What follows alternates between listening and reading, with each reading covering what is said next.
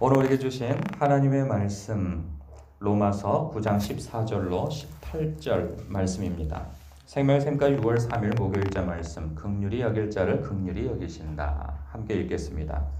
그런즉 우리가 무슨 말을 하리요? 하나님께 불의가 있느냐? 그럴 수 없느니라.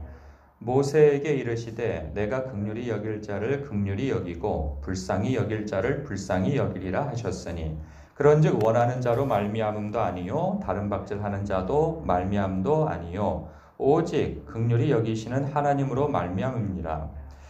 성경이 바로에게 이르시되 내가 이 일을 위하여 너를 세웠으니 곧 너로 말미암아 내 능력을 보이고 내 이름이 온 땅에 전파되게 하려 함이라 하셨으니 그런즉 하나님께서 하고자 하시는 자를 긍휼히 여기시고 하고자 하시는 자를 완악하게 하시느니라. 아멘.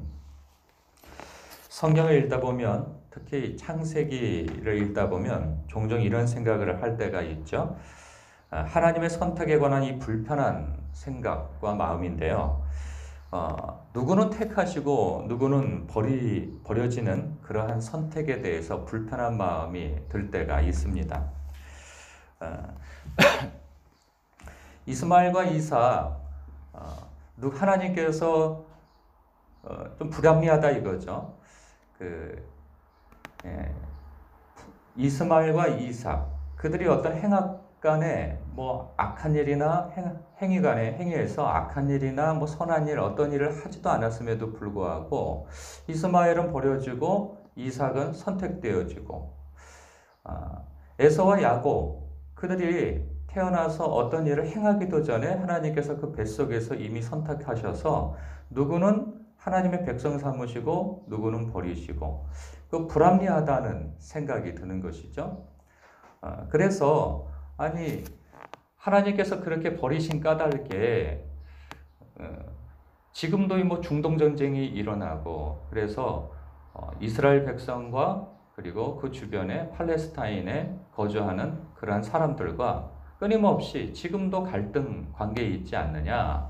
왜 하나님께서는 택하시려면 다 택하시고 말려면 말지 왜 누구는 택하고 누구는 버리시냐 말이죠. 특별히 그들이 무슨 죄를 지었거나 잘못이 있어서 버려진다면야 할 말이 없지만 왜 이렇게 어떤 행위도 없는데 하나님이 임의로 선택해가지고 그런 갈등을 조장하고 그리고 누구는 불합리한 처사를 받느냐 이제 이런 마음입니다. 여러분 이런 생각 가져보신 적 있습니까? 너무 오래돼가지고 생각이 안 나실 수도 있고 아니면 그런 생각 자체를 안 하실 수도 있겠죠. 근데 이런 생각은 저도 과거에 청년 때 그 성경을 읽으면서 그런 생각이 들었을 때가 있었어요. 그 뒤로는 사실 기억이 안 나요. 그런데 불과 얼마 전에 이런 질문을 받았단 말이죠. 그러니까 제가 직접 받은 건 아니고 성경 공부하는 그 그룹 가운데 그 그룹원의 한 사람이 똑같은 이제 제가 말한 이 내용을 이제 얘기하는 거죠. 그분은 뭐 성경을 읽지 않은 분이 아닙니다. 성경도 읽고 그러세요. 그런데 이 부분에 대해서 아주 불편한 심기를 드러내시는 거죠. 하나님은 불합리하신 하나님이시다. 왜? 근데 이제 좀 안전장치를 뒀어요.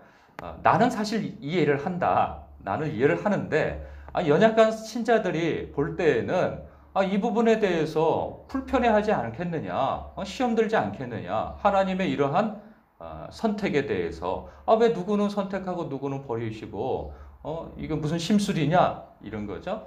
그러면 뭐라고 대답해 줘야 되느냐 하고 이제 그런 의문을 제기한 것이죠. 그런데 사실 그러한 것에 대한 대답은 사실 오늘 본문에 나와 있어요. 오늘 본문에서 이런 거죠. 14절에 그런즉 우리가 무슨 말을 하리요? 하나님께 불의가 있느냐? 그럴 수 없느니라. 그러죠. 그럼 왜 불의가 없으신가 하면 그러면서 이런 설명을 해요. 모세에게 이르시되 내가 긍휼히 여길 자를 긍휼히 여기고 불쌍히 여길 자를 불쌍히 여기리라 하셨으니 그런즉 원하는 자로 말미암도 아니요 다른 박질하는 자로 말미암도 아니요 오직 긍휼히 여기시는 하나님으로 말미암니라.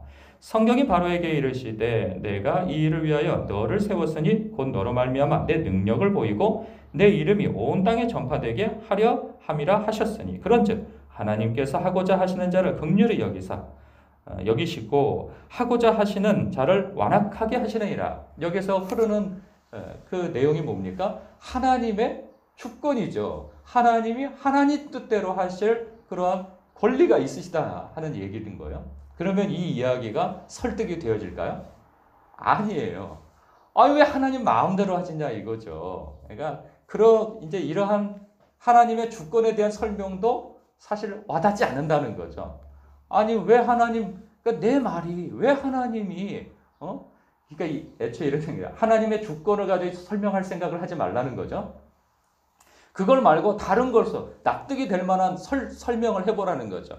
그 성경은 나도 알고 있으니까 그걸로 설득하려고 하지 말고 다른 하나님의 주권이 아닌 다른 것으로 변증을 하라는 거예요. 근데 이걸 어떻게 변증을 할 수 있습니까? 하나님의 주권을 빼놓고서 하나님의 선택의 문제를 설명할 수 있습니까? 그럴 수 없는 것이죠. 이러한 대목에서는 사실 그렇습니다. 그러니까 크게 두 가지를 놓치고 있는 거죠. 하나는 무엇이냐면 하나님이 누구시냐에 대한 그런 분별력을 상실한 것이죠. 하나님은 누구시고 하나님 안에서 우리는 누구냐라는 거죠. 이것이 분명하지 않으면 사람은 신본주의적인 생각을 하게 되어집니다. 그러니까 하나님은 하나님이시죠. 천지만물을 창조하신 분이시며 그리고 우리는 피조물인 거예요. 하나님의 창조 안에 있는 그런 피조물이라 말이죠. 그래서 하나님께서 당신이 하시고자 하시는 뜻대로 하실 수 있는 권한이 있는 거예요. 그 권한에 대한 이해를 못하면 하나님의 선택에 대해서 불편할 수밖에 없는 거죠. 왜 하나님 마음대로냐는 거죠. 하나님이시니까 하나님 마음대로 하실 수 있는 거죠.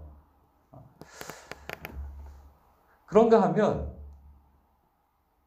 하나님 안에서 인간이란 어떤 존재인가에 대해서 망각할 때 그런 생각이 나옵니다.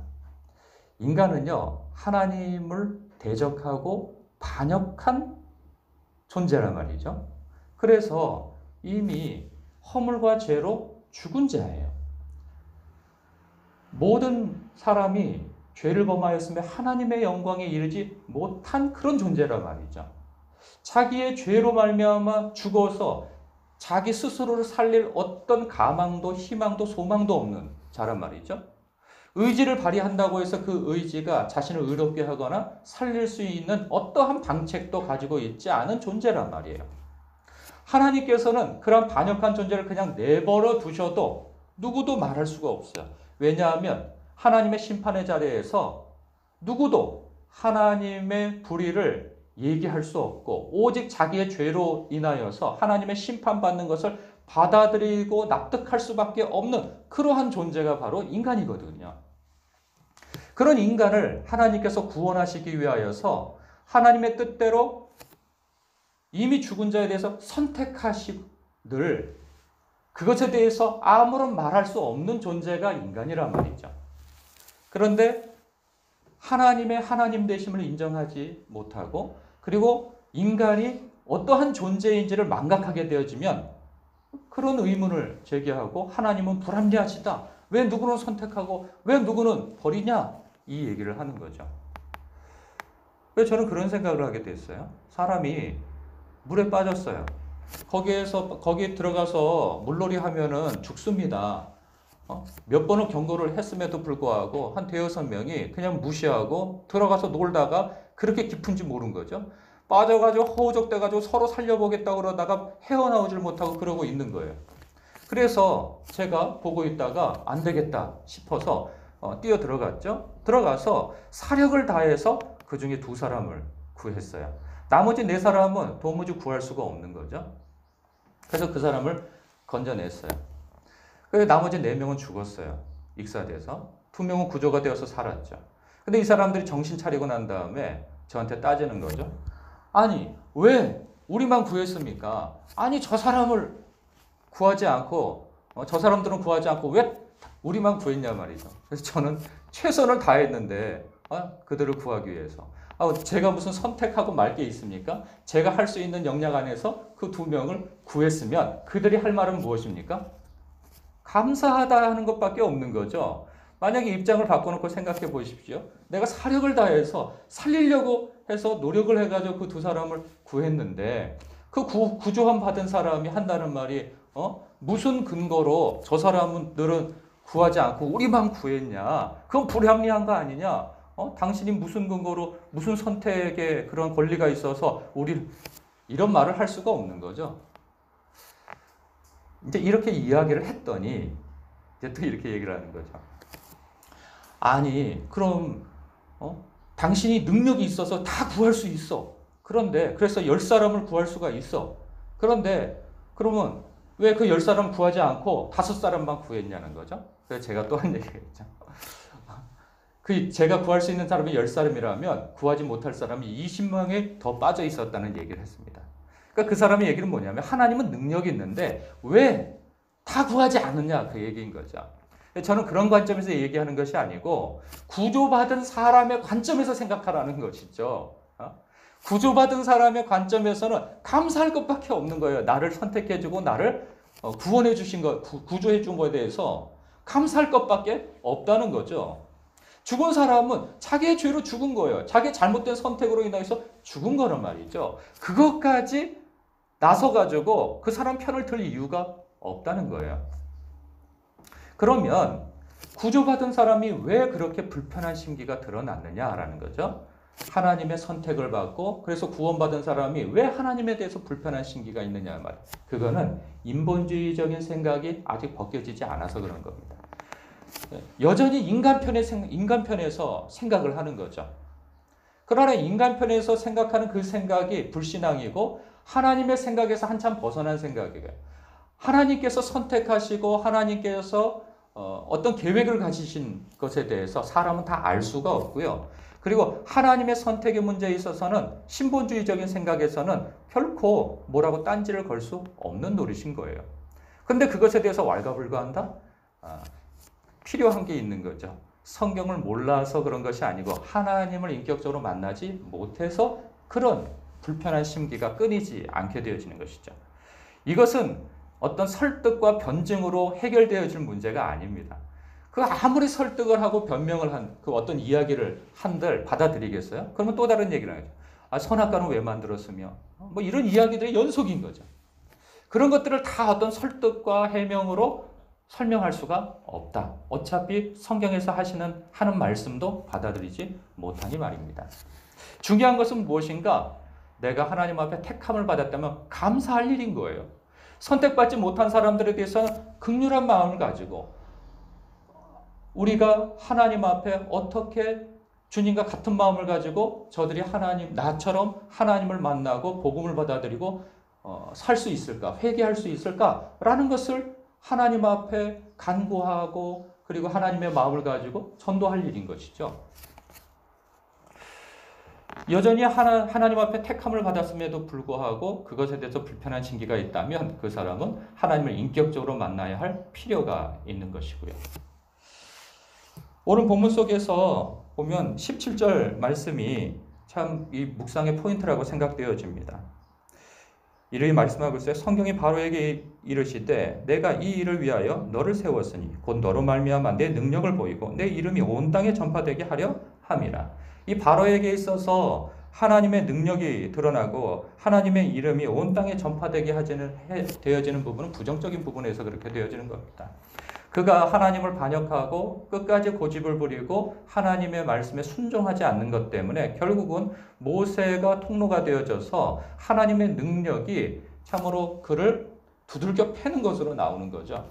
그렇게 해서 대제국인 그 이집트가 무너지는 그리고 바로 왕이 철저히 박살나는 그래서 하나님께서 그런 세상 왕보다 더 크시다 하는 것이 그 주변국으로 알려지는데 애굽의 왕 바로가 사용되어지는 것이죠.